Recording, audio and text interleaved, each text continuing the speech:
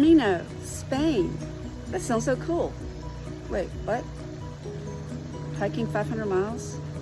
Sleeping in hostels? Yeah, okay, you do that. Sounds cool. What? No way! You're doing what? So why would somebody want to travel overseas to a foreign country where the money's different, the customs are different, they eat dinner at a really funny time, and you can't speak the language? Well, you need to understand this 1,000-year-old pilgrimage and the history behind it, and why people do this now. While I was traveling the Camino, I met people from all over the world.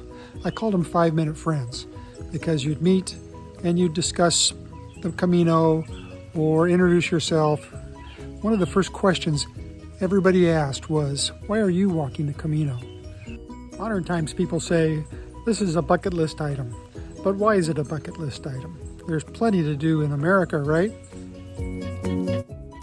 El Camino de Santiago is Spanish for the Way of St. James. It's the pilgrimage to the Cathedral of Santiago de Compostela in Galicia, a province in northern Spain.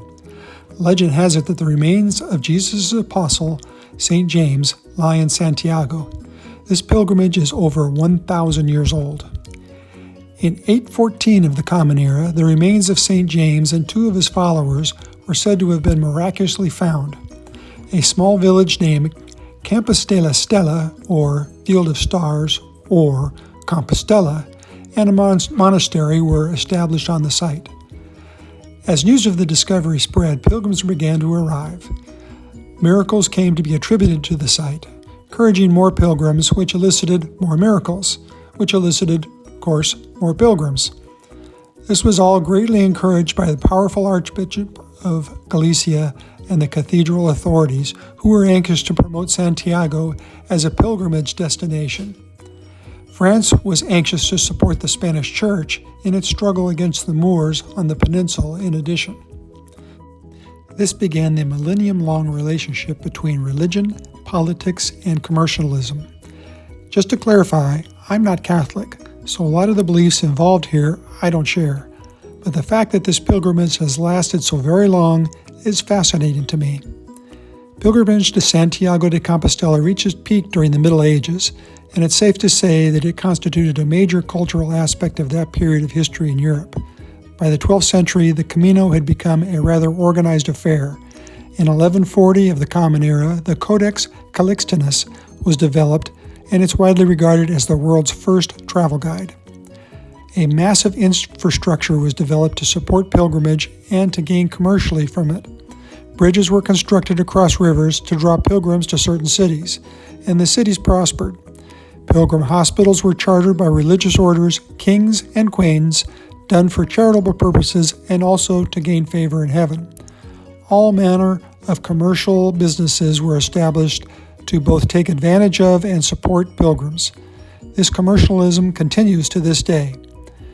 Cultures mixed, languages merged, and history was affected. It's my opinion that this pilgrimage did something similar in the Middle Ages as the Information Age did to this generation. Although pilgrimage began to taper off in participation after the Middle Ages, it never really died. There have been people continually walking the Camino for over 1,000 years. Today's pilgrim has all manner of different reasons for completing this hike. While there are still people who complete this pilgrimage for religious reasons, many more hike the Camino for spiritual, meaning they're looking for life's purpose. Possibly psychological, meaning to heal or overcome some burden or trauma that has befallen them. For historical curiosity or cultural reasons, and for just the physical challenge. Many Europeans use the Camino as a fun and inexpensive vacation, often hiking a portion of the Camino during their 3 or 4 week holidays. Some hike solely on the weekends. Often people will hike the Camino multiple times. I met a man who hiked it 12 times. There are multiple routes for the Camino, as originally one would hike from their local parish, leaving from their front door and hike into Santiago. They also had to hike home. In modern times, the most popular way is the French way, which is what I walked. So So why did I hike the Camino de Santiago? Well, for me, it was a combination of historical interest and the physical challenge. So last year, I hiked the Georgia portion of the Appalachian Trail. And sometime at the end of last year, I had a conversation with my wife and went something like this. I said, next year, I'd like to hike another maybe month on the Appalachian Trail and do a section. But someday, I'd like to hike the Camino de Santiago. And her response was, well, you better do that now because you're getting pretty old. She was right. I needed to do it now. So that's why I did it.